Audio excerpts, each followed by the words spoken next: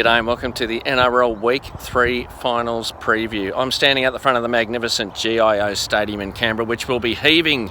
It's a sellout, 28,000 people will be doing the Viking clap. You'll be able to hear it from space. Wayne Bennett might have to turn his hearing aid down a bit. Poor old fella. Anyway, it should be a magnificent occasion. There'll be 6 Englishmen on show. Ryan Sutton's missed out for the Raiders. We've got Whitehead, Hodgson and Bateman for the Raiders and the 3 Burgess boys for the Bunnies. This should be an absolute blockbuster of a game. Canberrans cannot wait. The city is going nuts. They've turned the nation's capital green. The butchers are making green sausages. The bakers green bread. If only they could turn the drought-stricken paddocks green, it'd be a trifecta of happiness.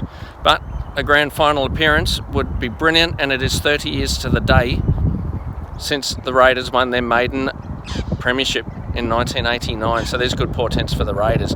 For the game itself, I actually think the Englishmen are a massive component to this victory because composure is the key. The Raiders have had 2 weeks to wait for this game. Can they handle the occasion? There's so much expectation. They're the favourites, and all that brings is a whole heap of pressure. And Wayne Bennett will be getting his bunnies revved up to play on that. They'll be looking to get in the Raiders' faces and put them off their game and take the crowd out of it and make them nervous, because I think it's going to be a fast start from the Raiders. That's what they'll be looking for. And Josh Papali, it'll be interesting to see whether he starts this week or not. Against the Storm, he came off the bench after 20 minutes, but he is a massive component to this Raiders team. He's the best prop in the NRL in 2019. And between him and Josh Hodgson in the middle, where the ruck is crucial, it's a key area of this game, because South Sydney, that's where they'll be going, downtown, straight down Main Street. They'll be hoping that the Burgess props, Thomas and George could be in his last ever NRL game. Remember, he's going to the Super League next year. Now, if they can get momentum for Damien Cook, that'll bring Cody Walker into the game, which then brings Cameron Murray into the game. And Cameron Murray was the best player in the field this week. He's basically surpassed Sam Burgess as the most influential forward for the Bunnies.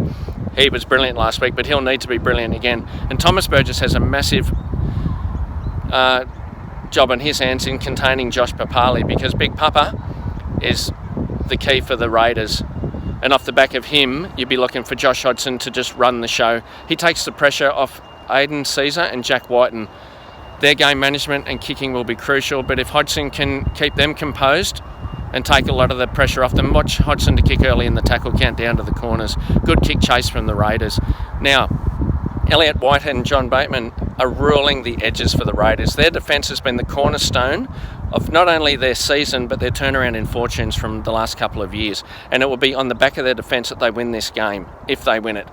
For the Rabbitohs, defence has been their issue. They've been leaking points. Their 2 finals games, they've leaked 56 points. And Sam Burgess has been a part of that problem on that right edge with Adam Reynolds. Manly just punched hole after hole, and that's where Jack Whiten and Jared Croker will be looking to go. And on the other side, Dane Gagai has got to put his hand up and try and stop Joey Leilua. He couldn't handle Moses Suli last week, and at his best, Leilua is a lot better than Moses Suli. Leilua can, if he explodes, look out. Now for the Bunnies, if they don't get a fast start, they look tired to me. And I really think if the Raiders are in front with 20 to go, they'll power away with this game. I'm expecting the Raiders to bring it home. I think they will handle the occasion, and off the back of their defence, they've got more attack than them. I don't think South can score the points that they'll need to win this game. They did win here early in the season, 16-12, but I'm expecting the Raiders to run away with this one. I'm expecting the Raiders to win by 14. And GIO Stadium, the cheers you will hear on Mars. And a change of scenery for our second preview.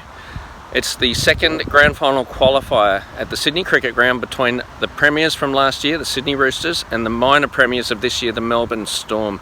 A lot of people thought we'd be seeing this matchup next weekend, but it's come a week early because of the Raiders upsetting Melbourne a couple of weeks ago. And this should be an absolute belter of a contest, and equally as tight as the 2 clashes earlier this year.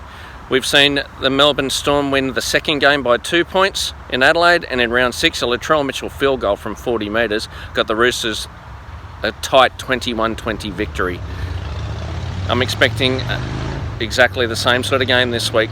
Now 2 weeks ago we thought the Roosters' chances of going back to back were very, very short, because they'd absolutely done a demolition job on the Bunnies, and the Melbourne had got beat by the Raiders. Well, Parramatta's poor performance last week has powered Melbourne back into form. They found their rhythm, they won 32-0, and they look just as dangerous as they ever have.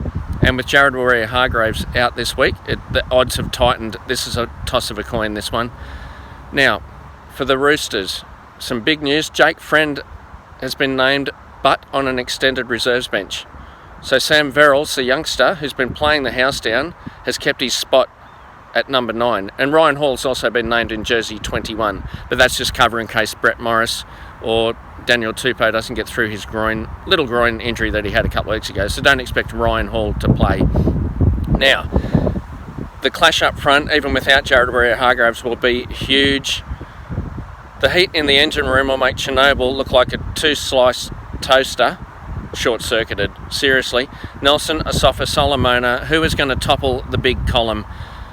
It's got to come down to the Roosters covering in the props with Isaac Liu, CSC by Taukei'aho, and the man I'm looking for, Zane Tetevano, to come off the bench with place a big target on Nelson's ample chest and try and take the big fella down. Someone's got to chop the column down because Nelson Asafa-Solomona has been in raging form, and the Melbourne Storm are feeding off his massive charges. He's skittling players like 10 pins, and Cameron Smith, the maestro, is just playing off that. And that is a massive key area for the Melbourne Storm to win, because Cameron Smith creates the tempo that no one I've ever seen in the game does. When Cameron Smith will want a fast start from the Storm to try and throw the Roosters off their rhythm. The Storm love controlling the rhythm of a game. When Cameron Smith does that, then you'll see him scooting out of dummy half when he's on, and he'll need to. You'll also see Cameron Smith, like Josh Hodgson, kick out of dummy half to the corners. The Melbourne Storm do the 1%ers better than anyone. Now, the big issue for the Melbourne Storm is that the Roosters can play any type of game that the Melbourne Storm want to put on the table. If the refs pocket the whistle, it should favour the Melbourne Storm, because the Melbourne Storm like holding down, slowing the play down when they haven't got the ball, and when they've got it, it's like you've gone into fast forward. But the Roosters can play it anyway, and that's the danger of the Chooks. They can play the razzle-dazzle, but they can also get down and dirty in the trenches. And they have strike power, strike weapons across the park. They can lash you on the left through Latrell Mitchell. They can roast you on the right through Joey Manu. And if neither of those two things are working, they'll go bang and make mincemeat of you straight through the middle with James Tedesco. Orchestrating all this is Luke Keary, who will just roam around either side of the ruck, and that's another beauty of the Roosters. They don't stick a half on either side of the field. Cooper Cronk will just orchestrate things, and he is a key player, Cronk. He was bought by Nick Politis for these moments, for these matches. He's like having another coach on the field, and he allows Luke Keary to go about and do his thing and play what he sees, because Cronk will line up play after play after play and gives Keary free rein to, when he sees something, he calls it, he gets it. And Keary brings Latrell Mitchell into the game, which spells danger for the Melbourne Storm. Curtis Scott, there's been massive problems on their edge defence, which is why Will Chambers got the axe, and Curtis Scott again has to be the man to try and hold Mitchell. So expect Felice Kaufusi to play bodyguard on that right edge. Now, there are weaknesses in the Roosters, and Latrell Mitchell is one of them, because in defence, Latrell is lazy moving laterally, and that is something that you'll see the Melbourne Storm try and pinpoint. The other one is Ryan Pappenhausen poking his nose through. In fact, he doesn't poke it through. He blitzes at the speed of light. He is electrifying, and if there's a couple of lazy Roosters defenders in that ruck, he will rip through it. And then you've got Cameron Munster, who can just win a game on his own. He can palm, fend, or put grubbers through for Josh Addo-Carr, or put a bomb up for Suliasi Vunivalu. Quick shifts to the left and right. The Melbourne Storm can do it all, but so can the Chooks. I think there'll be nothing much in this. I think the Roosters, after having the week off, that may be the little edge that they need to get through. I'm predicting the Roosters to win this by 4 points and make it a Raiders versus Roosters grand final next week at ANZ Stadium.